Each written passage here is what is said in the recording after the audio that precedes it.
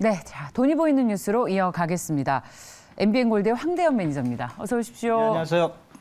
오늘 무슨 왕이 나오셨어요. 아유, 감사합니다. 저희 뭐 대하 드라마를 찍고 있는 것 같습니다. 네, 여왕님 옆에 있으셨습니다. 예. 자, 어제 우리 증시의 특징부터 살펴봐 주십시오. 예, 어제는 그 우리나라 증시의 그 이슈를 볼 때 일단은 그 선물 옵션 만기라는 부분과 또 추석 연휴에 대한 불확실성이 좀 부각이 됐습니다. 그런 가운데 환율이 또다시 상승을 하면서 전반적인 동력이 좀 상실된 시장 흐름이었다 이렇게 봅니다. 특히 외국인들의 그 쌍끌이 매도가 나오면서 주가 하락이 좀 있었던 이러한 모습인데 가장 무엇보다도 중요했던 부분이 최근 가장 큰 이슈라고 볼 수 있는 강달러에 대한 외국인의 어제 그 오랜만에 매도가 좀 컸다 이렇게 좀 볼 수 있습니다. 어쨌든 지금 그 시장 흐름을 볼 때 과거 환율의 이런 급등에 비해서 외국인의 매매 패턴은 약간은 변화는 있다고 봅니다. 그래서 오늘도 이러한 그 외국인의 매매 동향에 의해서 시장이 그 변할 수 있다 보는데 일단 그 바로 전체적인 볼 때 그동안 그 뉴욕 주가가 많이 빠서 어제 반등을 했기 때문에 여기에 따른 또 이제 반발도 서서히 그 우리가 예측해 볼 수 있다고 볼 수 있습니다. 네, 반발 매수세가 들어올 수 있다는 네. 말씀이신 거죠? 그렇죠. 네, 자, 어제 특징 섹터는 뭐였습니까? 일단 뭐 시가총액 상위 업종 모두 빠졌습니다. 네. 다만 자동차 업종 그래도 선방했다라고 이제 얘기를 할 수 있겠고 현대차나 여기에 대한 배경을 잘 보시면 외국인들의 매수입니다. 그래서 이런 부분이 그 상당히 약간의 그 차별화 부분이 있었던 부분이고요. 중소형도 패턴도 대형주가 빠지면서 같이 이제 싸잡아 그 하락을 좀 했던 부분 중에 하나다 이렇게 볼 수 있지만은 전체적으로 이제 뭐 반도체라든가 콘텐츠 또 최근 그 에너지 관련 모든 부분들의 주가들이 일단은 한 단계 접는 이런 모습을 보였습니다. 다만 이제 그 중에서도 약간 그 변화를 좀 보였던 부분은 역시 그 에너지라는 부분에 그 어떤 밑바탕을 둔 부분에서 폐배터리의 그 관련 부분에 신규 상장 종목의 성일하이텍의 상승 탄력이 상당히 그 주목을 좀 받았던 부분 중에 하나고요. 또 LG 에너지 솔루션에 대한 그 평가가 좋아지고 있습니다. 그래서 이 부분에서 양극재 그 에코프로가 그 주가가 좀 반등을 흐름을 좀 보였습니다. 어제 이제 뭐 이슈로 하나 부각된 것은 바로 최근 그 애플의 영향력은 우리나라에서 계속 반영이 된다고 보는데 애플페이가 이제 조만간 국내에 상륙한다는 이런 그 얘기가 나오면서 어제 네. 한국정보통신이 그런 와중에 상한가를 들어가는 이런 그 기염을 토했던 그 하루였다 이렇게 봅니다. 그래서 어제는 전체적인 하락과 일부 에너지 또는 애플 관련주의 이런 그 페이 몇몇 그 섹터만 어제 그 반짝거린 흐름이 그 상승하는 이런 모습이었다고 볼 수 있습니다. 네, 자, 어제 특징 섹터까지 살펴봤습니다. 오늘은 유가도 떨어지고 금리도 떨어지고 환율도 떨어지고 간밤에 미국을 비롯한 금융시장의 분위기가 나쁘지 않았기 그렇죠. 때문에 네.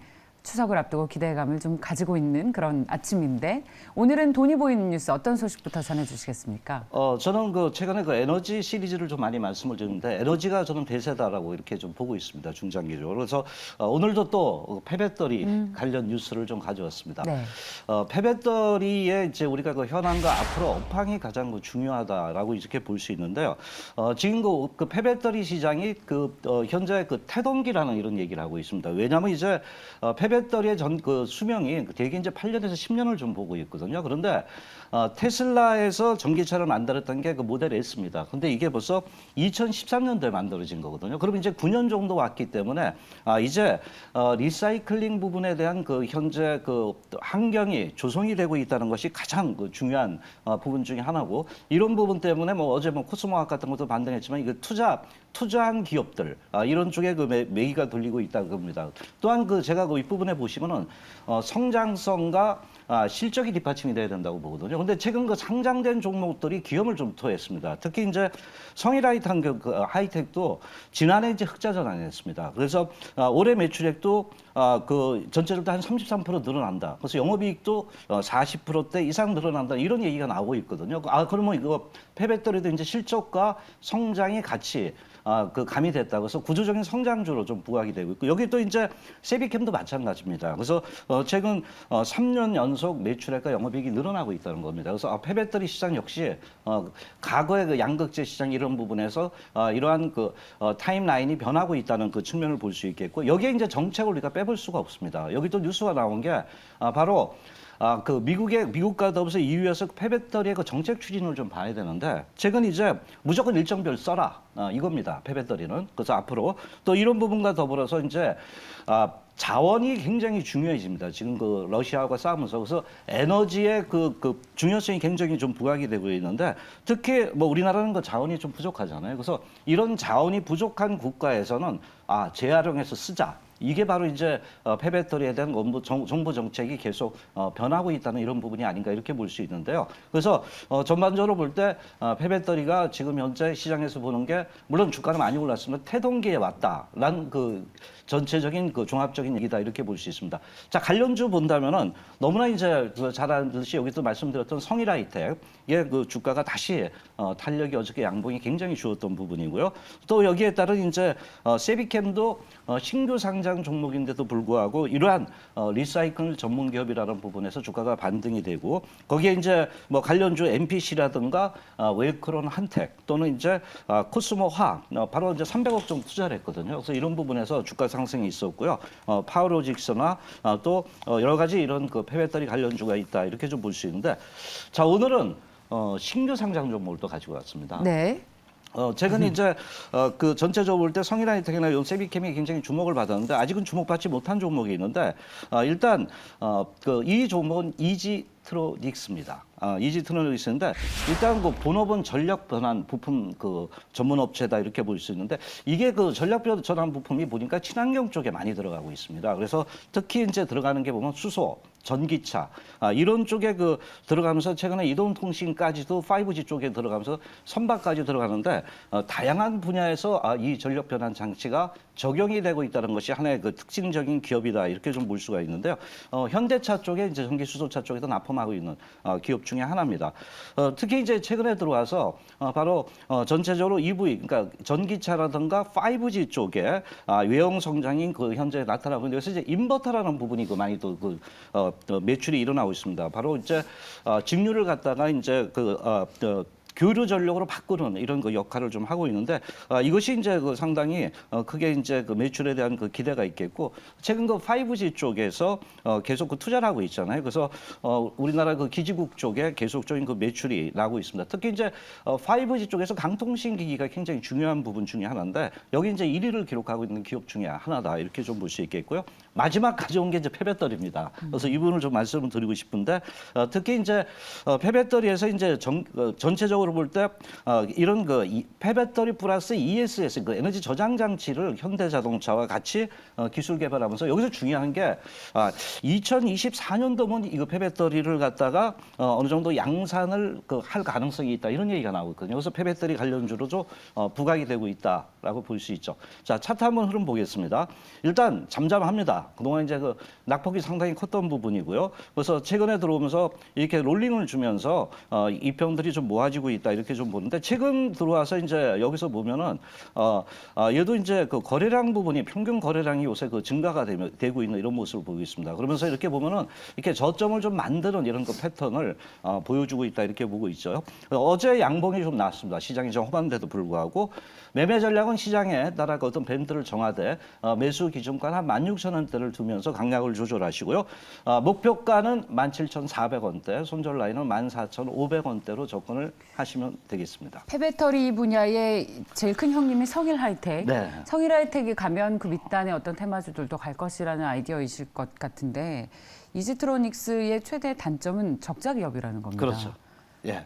그러니까 대개 이제 신규 사업 진출한 부분들이 그 적자를 합니다. 근데 이제 아까 그 말씀드렸던 성일하이텍이 작년에 흑자 전환됐거든요. 그래서 이런 거 볼 때 이지트로닉스도 이런 부분에서 업황이 계속 또 좋아진다고 볼 때 여기서 이제 수익 구조의 어떤 변화를 기대해 볼 수 있겠고 적자에서 흑자로 전환된 기업이 주가 탄력을 또 받을 수도 있다고 봅니다. 흑자 전환이 언제쯤 기대됩니까? 지금 그 성일하이텍의 그 어떤 그 추세 그 흐름을 봤을 때 작년에 이제 흑자 전환됐거든요. 그래서 이 기업도 이제 계속적으로 그 투자를 하고 이런 부분이기 때문에 특히 이제 5G 쪽에 제가 아까 그 인버터 쪽에 매출이 좀 늘어나고 있기 때문에 조만간 이제 가능성이 있다고 봅니다. 자, 다음 뉴스로 이어가겠습니다. 어떤 소식을 볼까요? 최근 제가 그 애플 쪽에 그 시리즈를 좀 많이 가져오는데 오늘도 그 AR, VR, XR 관련 부분의 가상현실 부분인데 요새 보면 메타하고 그 애플하고 붙었습니다. 그래서 메타가 먼저 만드니 그 애플이 먼저 이게 뭐냐면 바로 확장형실 XR 기기다 이렇게 좀 볼 수 있는데 특히 이제 글로벌 기업들이 움직이면 주가를 움직인다 저는 이렇게 보는데요. 최근 들어와서 그 메타가 먼저 만든다니까 애플도 이제 그 올해 연말까지 양산을 해서 내년까지 이제 매출을 좀 만들겠다는 부분인데 최근 이제 상표 출연했다 그랬잖아요. 그래서 내년 1분기에 대한 기대가 있는데 특히 이제 가상현실 우리가 그 봤던 부분이 이제 HMD라는 기기로 해서 이제 현실화될 때 이거 신제품이기 때문에 굉장히 시장에서 호기심과 파괴력이 크다고 저는 보고 있거든요. 근데 애플이 최소 한 3개 정도를 만든답니다. 그래서 현재 그 봤을 때 AR, VR 쪽인데 뭐 애플의 비빔병기라고 얘기를 하더라고요. 그래서 뭐 코드를 붙였어요. N301, N601, 뭐 602, N421인데 3개 정도가 아마 내년에 출시될 것 같아요. 그래서 여기에 이제 그 약간 그 오픈된 걸 볼 때 애플 리얼리티 프로라고 있는데 이게 이제 어떤 제품인가가 가장 중요합니다. 특히 이제 4K급의 OLED 부분을 갖다가 2개를 갖다가 디스플레이를 갖다가 현재 그 장착을 했고요. 또 하나 여기서 중요한 게 카메라 모듈 쪽인데 15개나 들어간답니다.